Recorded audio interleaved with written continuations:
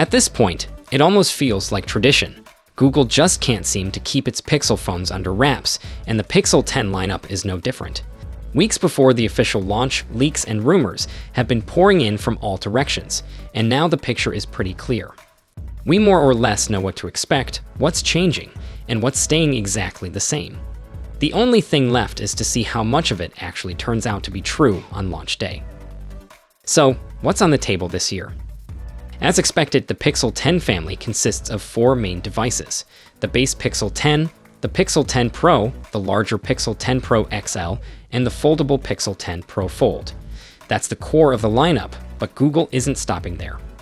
Alongside the phones, we're also getting the Pixel Watch 4 in both 41mm and 45mm sizes, plus a new pair of affordable wireless earbuds called the Pixel Buds 2a. It's a full ecosystem refresh: phones, wearables, and audio gear, designed to tie people deeper into Google's hardware and software world. If you're already in the Pixel camp, this year's release is a pretty big deal. And for newcomers, Google seems to be setting up a complete entry package, so you can go all in on Pixel gear in one shot. Now let's talk design, because this is where things get interesting, or maybe a little boring, depending on how you look at it. Google is basically carrying over the Pixel 9 design wholesale. That means if you've seen last year's phones, you already know what the Pixel 10 series looks like. There are small changes to dimensions here and there, which is frustrating if you were hoping to reuse your old cases. Even slight shifts mean accessories won't be compatible, which is a letdown. Still, the general aesthetic, clean lines, horizontal camera bar, and minimal branding remains the same overall. Google clearly believes in refining what already works rather than reinventing the wheel each year, a strategy Apple has been comfortable with for a while. Where Google is mixing things up a bit is with colors. The standard Pixel 10 gets the more playful finishes. You've got the safe obsidian black, but also more vibrant shades like indigo blue, frost silver, and a bright, citrusy lemoncello green. It's clear Google wants the entry-level phone to appeal to people who like a splash of personality. The Pro models, on the other hand, are sticking with more subdued tones: obsidian, porcelain, jade, and moonstone. These are classier, more professional, but maybe a little less exciting. And then there's the Fold, which is limited to just jade and moonstone. It's definitely a safe choice, though some fans might be disappointed by the lack of variety or brighter options. Performance-wise, the big headline is the new Tensor G5 processor.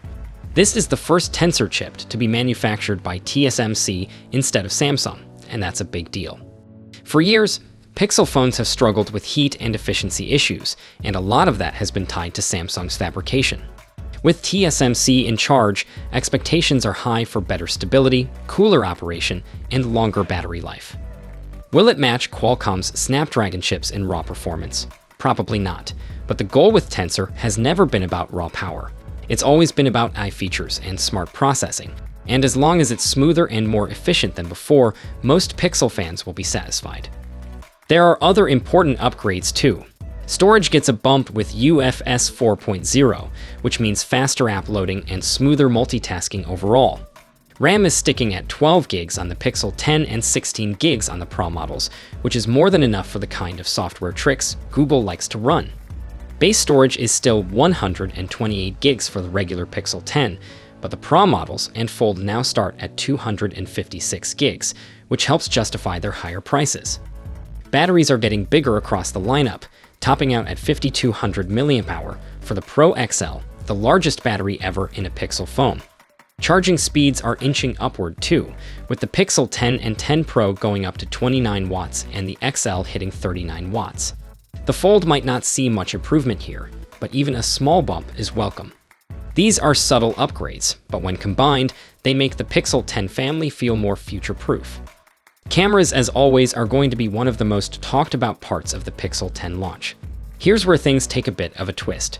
The regular Pixel 10 might actually downgrade from the big 50-megapixel sensor to something closer to the Pixel 9's setup, with a 48-megapixel main lens, a 12-megapixel ultra-wide, and a new 10.8-megapixel telephoto. On paper, that looks like a step backward, but it could make sense strategically.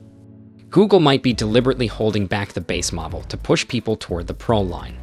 The Pros, on the other hand, keep the same setup from last year.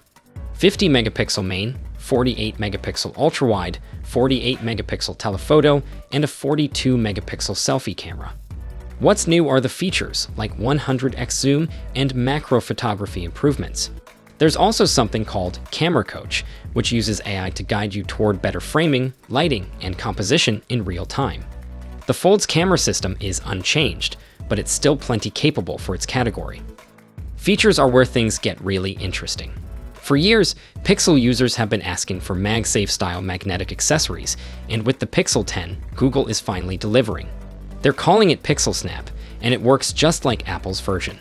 You'll be able to snap on chargers, stands, and battery packs without bulky cases or weird third-party solutions. It's one of those quality-of-life features that doesn't sound flashy, but ends up being super convenient day to day. Beyond that, Google is rumored to be tweaking AI-powered software features again, potentially with deeper multimodal support in Android 16, which could make these phones even smarter than before. There's one catch, though.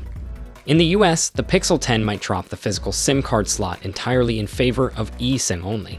That won't be a problem for everyone, but it does limit flexibility, especially if you like swapping carriers or using multiple lines. Global models should still include a physical SIM slot, so this could be a US-only frustration. Pricing hasn't shifted much, which is good news for some and not so good for others. The base Pixel 10 is sticking to last year's price, keeping it competitive in the flagship market. The Pro models, however, are going up by about $100, with the Pixel 10 Pro starting at $1,099. That's partly due to the bump in storage, but it's still a noticeable jump. The Fold holds steady at $1,799 for the base version, though maxing it out with 1 terabyte storage pushes it past $2,000. Considering the foldable market, that's still par for the course. The launch is set for August 20, and if Google follows last year's playbook, pre-orders will open right away.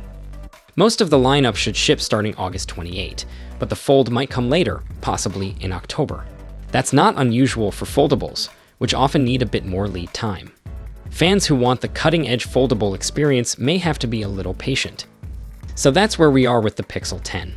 Same design as last year, slightly bigger batteries, a new tensor chip that promises better efficiency, some controversial camera decisions, and finally, the addition of magnetic accessories. It's a mix of safe moves and smart upgrades, but nothing completely game-changing. The big question now is whether that's enough to sway people who might otherwise be eyeing an iPhone or a Galaxy device instead. For Pixel fans, it looks like another solid year, but maybe not the most daring one yet. Now the real question. Are you excited about the Pro upgrades with their better storage, zoom tricks, and bigger batteries, or are you more tempted by the colorful and slightly cheaper base Pixel 10? Share it down below in the comments. Until next time, take care.